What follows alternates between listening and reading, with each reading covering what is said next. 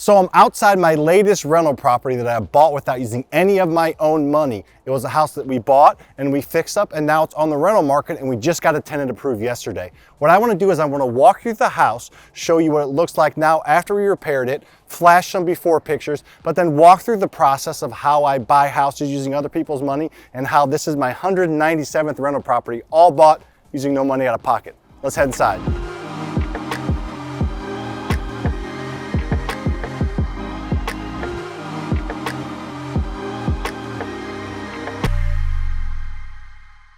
Before we head inside, make sure you hit that like button. Let's go.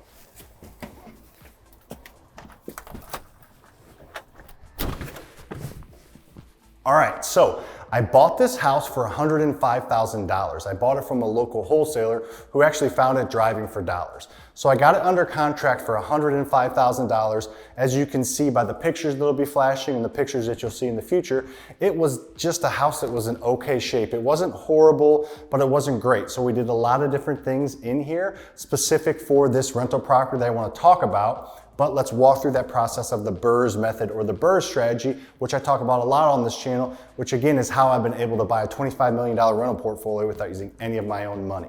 So the first step is to buy the house. I bought this house for $105,000 and I used a private money lender's money to buy it. I didn't put 20% down of his money. I didn't use any of my own money. I put 100% down. So I bought this all cash with the private lender's money. Before we go to the next step and go to the kitchen, I want to point out one thing in here. We use the same paint color in every single one of our rental properties, including this one. Every single wall has the same color, same finish, so we can kind of repeat that, and our crews and everybody knows what to expect. And the floor, we do a little bit different color floor, kind of depending on the house and what we see and what's available, but we do luxury vinyl plank. This used to be some old brown looking shaggy carpet. That's just A, it's gross, and B, it wears and tears. So we like to put luxury vinyl plank, hard surfaces everywhere on our property, especially on the floor. Let's head to the kitchen and let's talk about the rehab a little more. Standing here in our brand new kitchen, it's a pretty small kitchen, but everything is brand new in here. As you can see from some of the before pictures, this was just an outdated kind of gross kitchen. Everything is brand new. The fact that it's small means we definitely want to make it really nice. If it's a huge kitchen with a ton of cabinets, ton of countertop space, maybe we wouldn't do a backsplash, or maybe we wouldn't do granite throughout the whole thing. But the fact that it's so small, and we want to attract nice tenants that want to live in a nice house, that are going to pay, a good amount of rent, that are going to take care of the property. You need to have nice things, and a kitchen when you're selling a house or renting a house is an extremely important part of the house. So we made this kitchen really, really nice, and we spent about $35,000 total on the rehab step, the next step of the BRRRR method. So we bought this for $105,000. We put $35,000 into it. So we have a total of $140,000 of the private lender's money in the deal. So he gave us enough money to purchase it and to fix it up. So we have none of our own money in the house at this point, but I'm getting ready to walk through the rest of the process as I show you the rest of the house and show you how we were able to get him all his money back plus interest without using any of our own money. And we have an amazing house that's going to be a great, great rental property for us that's going to give us a lot of money over the next several years. So let's head to the basement, keep the conversation going. So we're sitting here in the basement, and as you can see, we kind of did a quasi finish. The basement was already a little bit finished. It had some tile up here. It's got some wood paneling, but we wanted to make it a little bit nicer and open it up a little bit more. It's a small house, so we wanted to have more living space we could offer our tenants, obviously be able to get more rent, and it'll be worth more. So we ended up finishing out this basement, ripping that out, just kind of having the open, a little bit more industrial modern look that a lot of people like. Same flooring throughout here. We have a bathroom over here that's a little funky, I'm getting ready to talk about, but we just wanted to add more space down here and have it be a nice place for people to live that kind of matches the upstairs. Now back to the process. Now we are on the rent part of it. We bought it, we rehabbed it, and now we got it rented. We actually got this rented for $14.95 a month to a really, really good tenant. This was on the market about 2 weeks, and we got an awesome tenant that's gonna move in here in a few days. So the fact that we did a lot of the things that I'm talking about now with this finished basement, talk a little bit about the shed outside, the bathroom down here, it really, really helped us get this property rented to an amazing tenant quickly. So we're about halfway done, bought it, fixed it up, rented it. Let's talk about the refinance step, the most important step in the bathroom downstairs. So I'm in the basement bathroom now. So this bathroom was already here. I don't think we would have added this after the fact, but there's only one bathroom upstairs. So this does allow us to kind of have a 3-bed, 2-bath house, even though the second bath is here in the basement, but it is a full bath. We kind of try to make it pretty nice, but it's a little bit funky of a layout as you kind of see when we bring the camera in here, but we didn't want to take this out or, rip it out. The fact that it added a whole nother bathroom was already here. We just kind of spruced up what was already here. So I want to sit down as we talk about this refinance step, because that's how important it is. I'm going to sit on a tub to tell you about it. So this refinance step that I'm getting ready to talk about, how we got our private lender's money back plus interest, how we have long-term financing that allows us to cash flow, kind of makes this whole deal work. So the extremely important part about this is the very first 2 steps is to take a rented, fixed up house. The house must be rented and it must be fixed up. Both, take that to a small local bank. Not your big national banks, your Bank of Americas, your Wells Fargo, your Rocket Mortgages, those type of mortgage companies.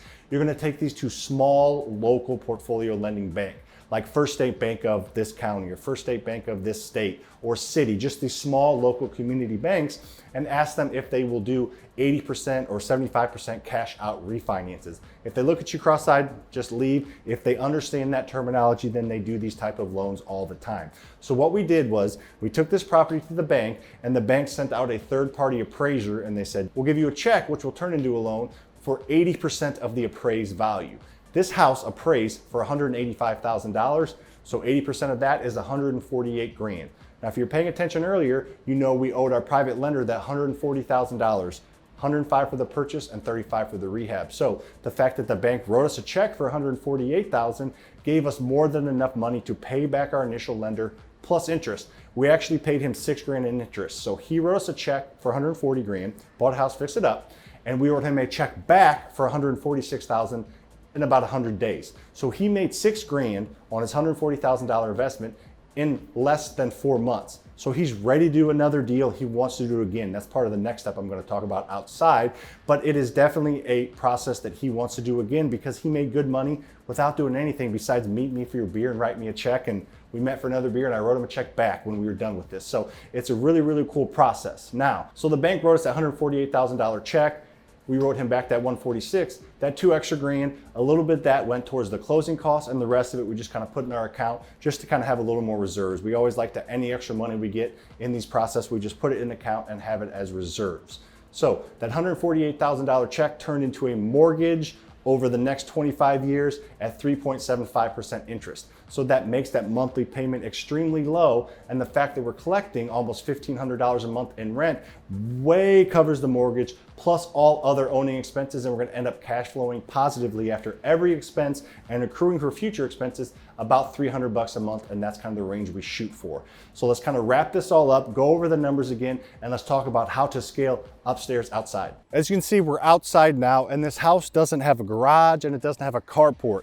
And we have our tenants do the exterior maintenance. So they're gonna have shovels, rakes, lawnmowers, all that kind of stuff that we just don't want sitting out and they don't want sitting out. So we went ahead and put this shed up. It was a couple $1,000, but it's a really, really nice shed that they can store their stuff in and kind of keep this looking nice, because we want our houses to be nice on the inside and outside.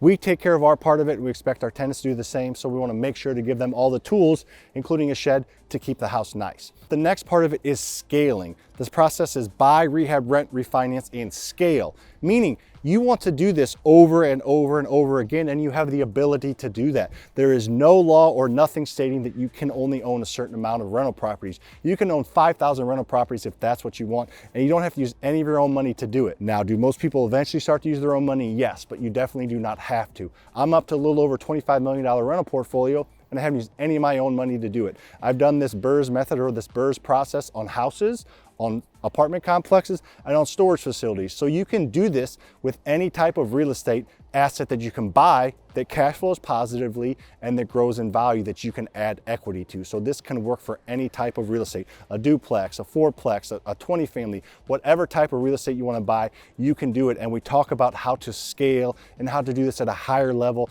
and how to do better every single time so you can do it quicker and do more of them in a year. We talk about that all the time on this channel. I have almost 300 videos out there now about this. I also have a free training in the link below in the description, and I also have a mentorship that really digs into it with weekly calls and ways to really handhold you into doing this right the first time, so then you can learn to repeat it over and over and over again. So I have all the resources you'll need for free on TikTok, YouTube, and Instagram. And if you want a little bit more in-depth, click on the link in the description, get the free training. And also if you really, really want in-depth and hand-holding and showing exactly what to do and how to do it and all the resources, definitely check out the mentorship. All that's below in the description. So hopefully you learned a little bit about rehabbing and buying rental properties and using other people's money and leveraging. If you did, I'd appreciate it you subscribing to this channel if you're not. So make sure to hit that subscribe button and notification bell, because we do a few videos a week as well as go live and answer questions. So you definitely want to get notified when new videos come out as well as when we go live and answer questions. See you on the next one.